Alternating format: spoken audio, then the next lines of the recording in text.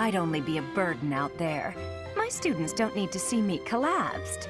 Well, not on the battlefield anyway. In this decadent time of year, early September, if you know, you know, I've taken it upon myself to talk about Fire Emblem characters who embody that delightfully irreverent spirit. Last year, that meant Camilla and all the gloriously messy drag queen energy she's constantly serving. In that video, I highlighted another character who I enjoy just as much, if not more, for similar reasons, albeit one whom Intelligent Systems is much slower to give her proper due. Camilla got another broken alt this year, while the subject of today's video is still stuck with a single lackluster seasonal from all the way back in 2021.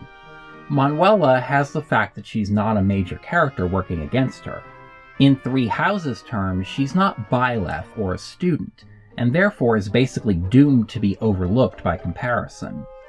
However, there's also the issue that Manuela is old, and thus a less desirable pick for alts in a waifu gacha.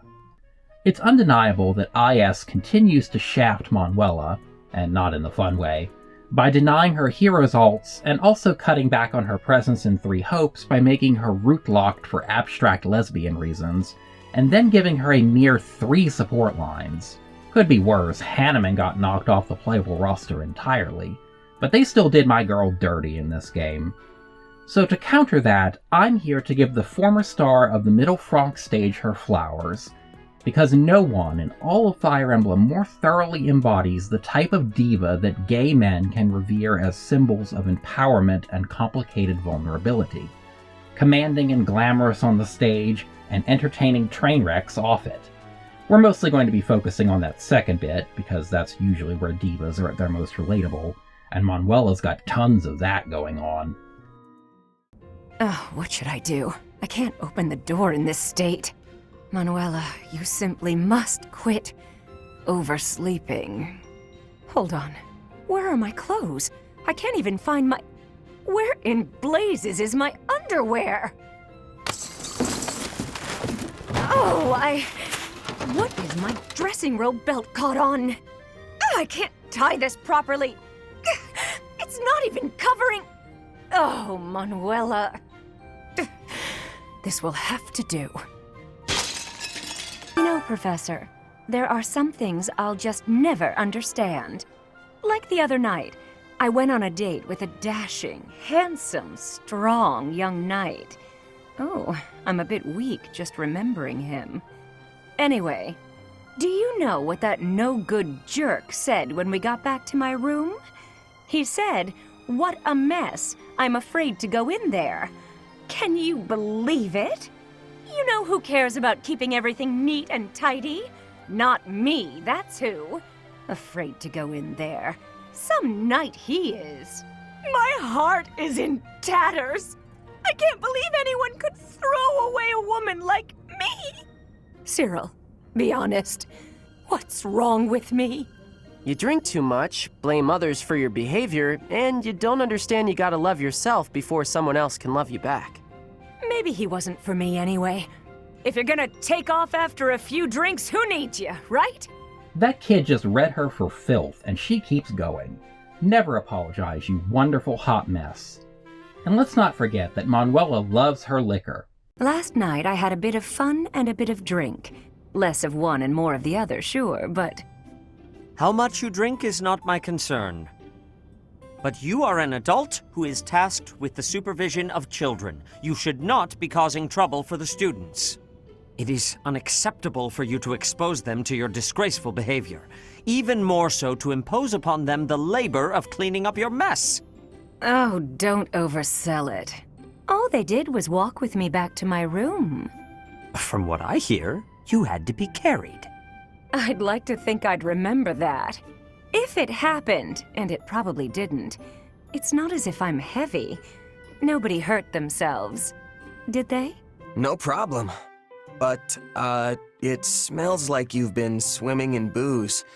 Are you hungover? I might be. Is that a problem? Well, I don't think the infirmary is supposed to look like a bear charged through here. That seems like a problem to me. Back Back off, will you? You're the one who trounced in here unannounced and eavesdropped on my private, if humiliating, sleep-talking. And now you're attacking me for a tiny hangover in a messy room? Who do you think you are? My husband? There's no alcohol in here. It's better if you can sleep without it, but all you have is tea? My thoughts exactly, honey. This fluffy tea time stuff just feels like sugarcoating in a game where you're fighting a war and seducing your students. Bar crawls are where it's at. But speaking of seduction... This army is almost all single men. If that marital status came before or during the war, I'm not to say. The point is, I'm in charge of the infirmary. I wind up treating hundreds of men every week. I get to talk to all sorts of men from all walks of life, all of the time. And yet... Forget that. I can't even find a boyfriend. Marriage is just... a joke. Just a sick joke. At this point, you're the only man who pays attention to me. I guess I'll have to take what I can get. Oh, Professor! Dropping by so soon? I expected we'd take some time, exchange a few smiles as we passed in the hall, flirt a bit, you know. Well, you're here now, and I do like a man who knows what he wants. Lock the door. Huh. That welcome didn't faze you at all, did it? What's the matter? Don't you like me? Or are you just so innocent you don't understand me? This is one of my main issues with self-inserts like Byleth, that a lot of the dialogue surrounding them defaults to the assumption of heterosexuality even when the characters ostensibly aren't. Many of Manuel's lines are flirtier when directed at the male avatar compared to his female counterpart.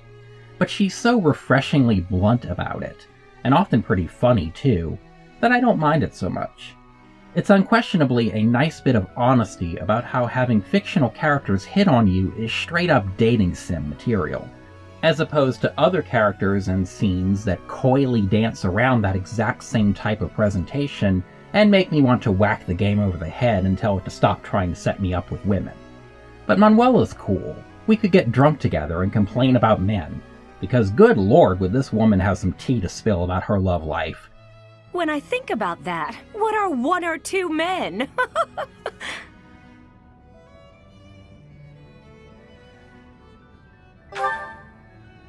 What's wrong is, it's not just one or two men, it's more like 100 men, maybe even 200, more!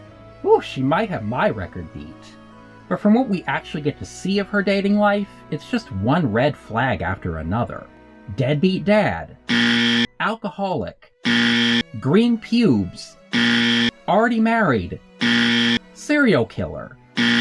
Marries a student. Wait, that's like half the appeal of Three Houses. Never mind, carry on. Get you some silver fox, sweetie. Don't let him tell you you're too old. In fact, good on you for never letting anybody know your age. In this strange era where it's considered normal to post your age all over social media like that's anybody else's damn business, props to Manuela for refusing to answer even on her own stat sheet. And how poignantly does she represent the struggle of existing as a woman, or as a certain type of gay, while over 30. At your age, I'd expect your whole demeanor to have changed greatly over 5 years. Though I suppose I haven't changed either, right? Thank you for noticing, by the way. Ah, just the two of us, forever young.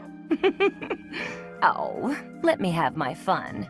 Oh, I understand. You're leaving me too. Why? Am I too old to matter? No, I never said any such thing. Why, I am sure there are plenty of men who would prefer a mature woman such as yourself. Mature, he says. I knew it. You're all the same, you know. No one sees the person behind the voice. They just see me older today than yesterday. They say, "Oh, look what happened to her." Nobody sees my frustration, my resignation to be forever alone. I've been racking my brain. I have no idea what she might like, and time's running out. I thought that a young woman such as yourself might be able to help. Young? Did you just call me? Could you repeat that, please. Of course! Anything for a young, charming beauty such as yourself. There's no shame in a little vanity from time to time. If you got it, flaunt it, and Manuela's definitely still got it. She's an absolute inspiration to her fans. To me, you will always be that dazzling songstress, that veritable princess of the opera. From ages 5 to 11, I never missed a single one of your performances. Seeing you on stage was like glimpsing heaven.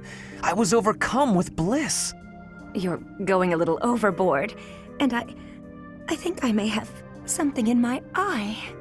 An elegant coalescence of beautiful song and frenetic swordplay. That was the most memorable aspect for me. On stage, weapon in hand, letting your ballads soar to the heavens. Honestly, the first time I held a sword, it was not to train. I was trying to do your sword dance. If you're gonna have a lavender marriage, best to have it with one of your adoring fanboys. Of course, on the other hand, Manuela does lose me whenever she decides that men suck and she should try out women instead. Not because we don't stand a bi queen in this house, but because whenever I start thinking about men sucking, my mind goes somewhere else entirely. What was I talking about again? Oh yeah, Manuela's fans. Ain't that Manuela? The one they call the Divine Songstress! Oh look, they know me! And what's more, they clearly love me. Oh, my dear Manuela, to celebrate our newfound, acquaintanceship, please let me aid you in battle. Have no fear, my dear Manuela. I have come to rescue you. Now! Hadaman, you came for me! Punishment. Oh dear. Am I actually into this? I wasn't actually fishing, but I still like what we caught. It's good to know the people still really love us.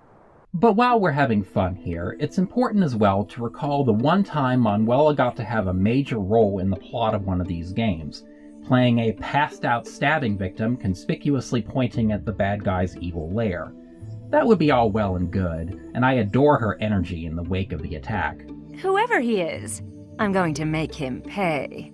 It turns out that when I get stabbed, I get really mad. I'm not going to let him get the better of me again. Did they really need to stab me? What'd I have to do with it? They ruined my beautiful porcelain skin. Worse, they took off before I could stab them back. So rude. Remember the Death Knight who stabbed me 5 years ago? Of course you do. How could you forget? But then, after the time skip, that's just kind of dropped, like everything else involving what the bad guys did in Part 1. The most closure she ever gets is the opportunity to awkwardly hit on the guy in an alternate continuity, which is satisfying for no one whatsoever. And while we're considering more serious subjects, Manuela is also great as an unconventional and unexpected voice of religious devotion in a game that's pretending that it has enough world building to support actual theological discourse. She's not a straightforward pious type like Mercedes or Marianne, nor is she in on the big secret like the Nabatean characters, although because of that we do get this wacky misunderstanding where she thinks Sedeth has the hots for his own daughter, thank you Manuela, but she has her own ways. In particular, she's wise enough to figure out Edelgard's whole cult of personality thing, and how it's basically one religion replacing another, and decides that she's kind of into it. I'm a little surprised that almost no one ships these two. They've got a paired ending, Edelgard clearly loves being hot for Teacher, and Manuela loves her Boston marriages whenever she realizes that she doesn't need a man to make her happy. They're perfect for each other. Sad as it is to admit though, as with most things involving Manuela, it probably comes down to her age.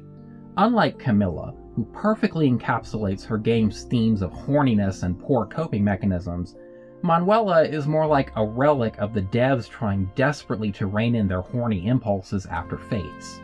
They don't do a great job of it, especially if you really put the Fogland games under a microscope, but superficially, these people wear potato sacks in a sauna. That's clearly making an effort at something. And Manuela, for her part, gets to be over-the-top flirty and fun probably because she's a relatively bit part as well as quote-unquote old, so she's less likely to be taken seriously. That is both the tragedy and the comedy of her character. Manuela is fun and vivacious, commanding the stage and the battlefield alike while serving more relatable offstage diva realness than the rest of the game's cast combined. And yet, she's passed over because she's stuck in a school life sim, which is of course all about the younger, more marketable students. On a meta level, that makes aspects of her even more relatable, but come on, she's a MILF. Straight guys like MILFs, right? That's why they're called MILFs. Note that I'm spelling MILF like this, because like Manuela herself, I'm way more down to get me some daddy dick. Thank you all for watching. If you'd like to join me for more moderately unhinged takes on Fire Emblem, be sure to leave a like and subscribe to my channel. I've always got more videos like these in the works, and likes and comments are a great way to tell me what you're enjoying about my content and what you'd like to see more of. Decadence may be over this year, but it's always worth celebrating in one form or another. Au revoir.